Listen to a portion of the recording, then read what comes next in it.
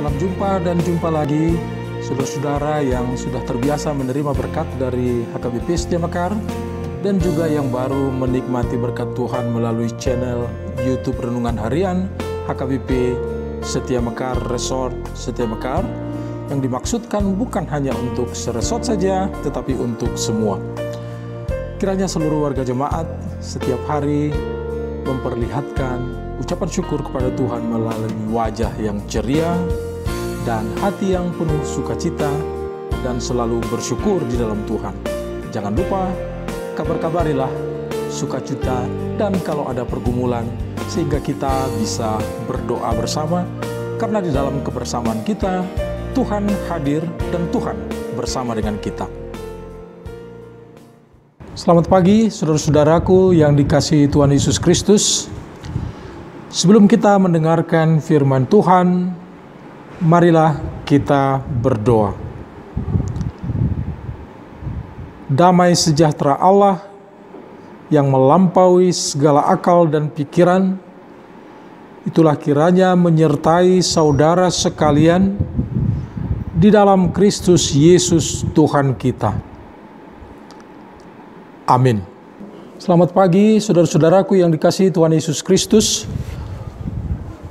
Kita akan mendengarkan firman Tuhan dibacakan oleh Bapak Calon Sintua Siregar. Shalom Bapak Ibu yang dikasihi Tuhan. Firman Tuhan pada hari Senin tanggal 16 Agustus diambil dari Mazmur 92 ayat 14. Bunyinya, mereka yang ditanam di bait Tuhan akan bertunas di pelantaran Allah. Demikian firman Tuhan pagi hari ini. Berbahagialah orang yang mendengarkan dan memeliharanya. Terima kasih. Selamat pagi. Itulah firman Tuhan untuk kita hari ini. Dan terkait dengan firman Tuhan, ada pertanyaan dari warga jemaat yang akan dibacakan oleh Nyonya Ambarita Boru Siregar. Shalom. Terima kasih atas firman Tuhan yang telah disampaikan oleh Amang Calon Sintua M. Siregar. Terima kasih juga atas kesempatan pada saat ini. Sebagai warga jemaat gereja, kami juga ingin bertanya, ibarat tanaman yang harus bertunas, berbunga, dan bahkan berbuah, kenapa hidup itu sering tidak berbuah? Terima kasih. Saudara-saudaraku yang dikasihi Tuhan Yesus Kristus, orang-orang mereka yang ditanam di bait Tuhan akan bertunas di pelataran Allah. Di bait Tuhan, bait tempat Allah tinggal.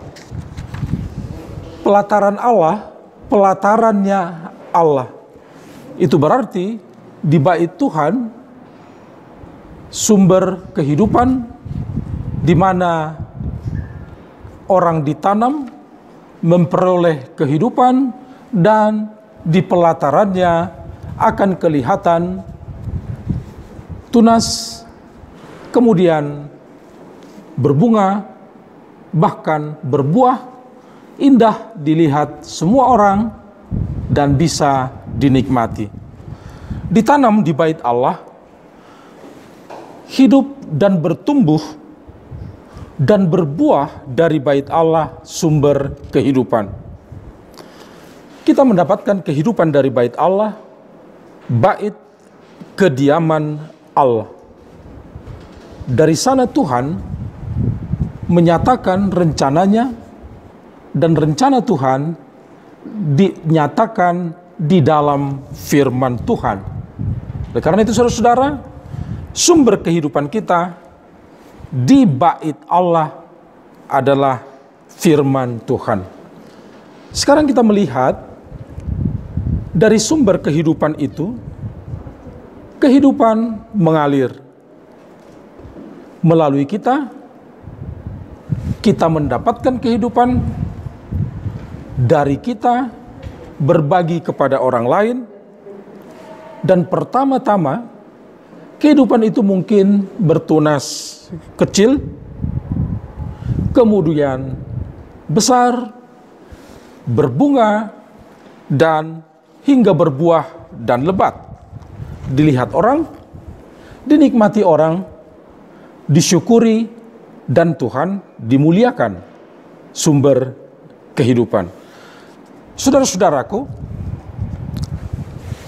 isi tidak kelihatan. Bungkus itu selalu tampak. Pohon itu umum dikenal. Tetapi sering juga pohon tidak dikenal. Tapi ketika pohon itu berbuah, kita bisa mengenal pohon apa. Pohon dikenal dari buahnya. Isi dan bungkus dua hal yang berbeda. Tetapi isi dan bungkus harus sesuai. Pohon dan buah harus sejalan. Itu sebabnya saudara-saudara, satu kali Yesus berkata, pohon dikenal dari buahnya. Bisa orang tidak mengenal pohon, bisa orang tidak mengenal isi, tetapi dari bungkusnya orang akan mengenal. Dari buahnya orang akan mengenal pohon, apakah orang yang percaya atau tidak. Saudara-saudaraku,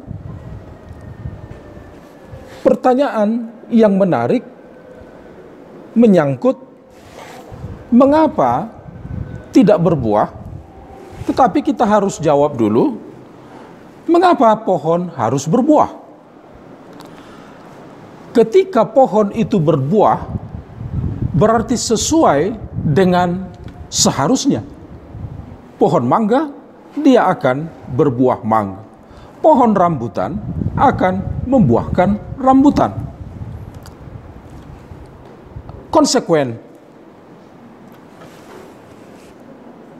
Ketika orang konsekuen, maka omongannya bisa diterima.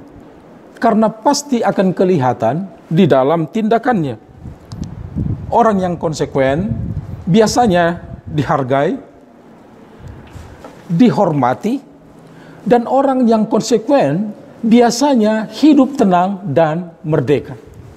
Tetapi orang yang tidak konsekuen, di samping tidak dihormati orang lain, dia sendiri merasa hidupnya tidak puas. Karena seperti sumber kehidupan itu yang mendorong harus berbuah, itu berarti konsekuen.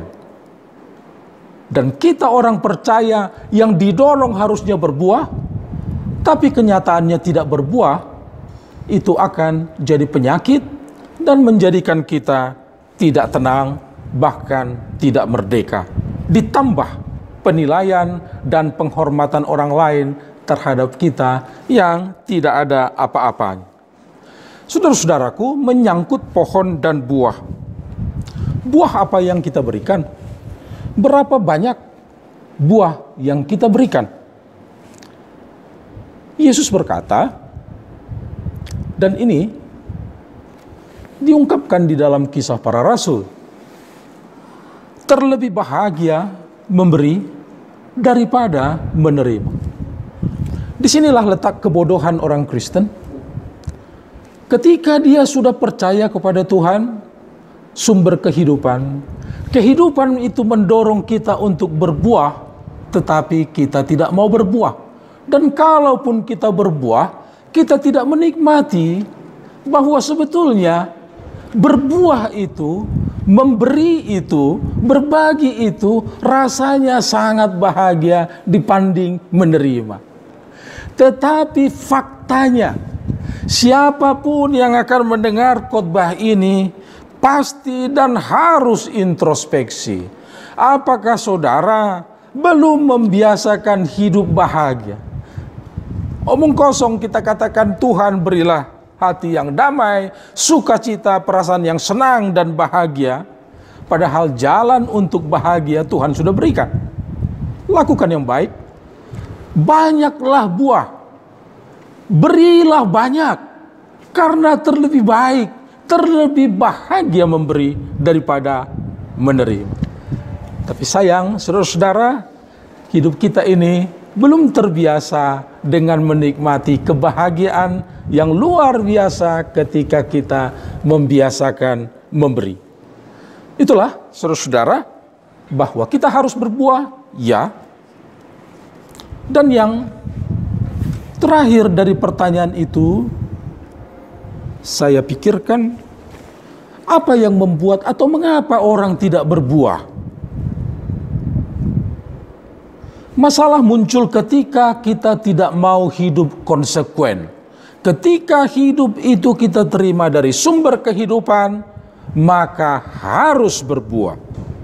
Tetapi ketika kita tidak berbuah, ketika kita tidak konsekuen dengan dorongan untuk berbuah, itu berarti ada persoalan.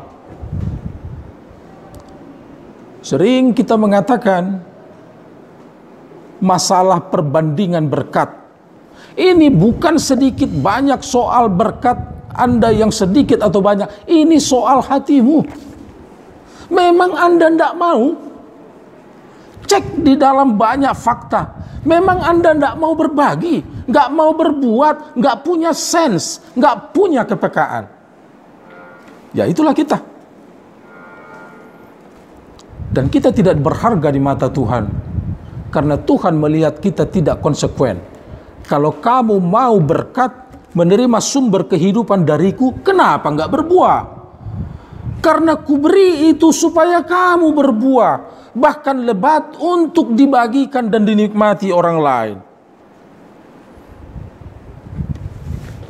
Nah, saudara-saudara, firman Tuhan ini pastilah menantang kita. Siapa di dunia ini yang tidak ingin bahagia? Ada satu jalan supaya bahagia. Berilah banyak. Kalau tidak bahagia, firman Tuhan ini enggak betul. Pertanyaannya, apakah saudara mau memberi?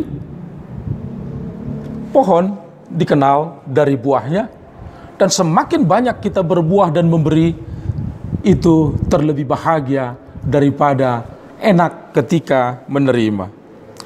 Satu kali Yesus mengingatkan, apabila hidup ini tidak berbuah bagaimana?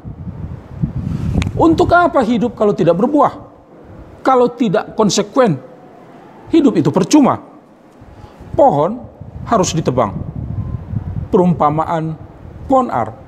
Kalau tidak berbuah, itu percuma. Untuk apa dia hidup di dunia? Maka harus ditebang. Kehidupan itu harus mengalir, saudara-saudara. Buah itu harus dibagikan untuk dinikmati, agar hidup kita tidak percuma, agar hidup kita berguna di dunia ini. Firman sumber kehidupan harus diikuti dengan berbagai buah yang harus dibagikan. Itulah hidup yang konsekuen. Ketika tidak konsekuen, hidup kita tidak berguna. Maka hati-hatilah, waspadalah, kematian sedang mengintaimu. Anda akan ditebang karena tidak ada guna hidup di dunia.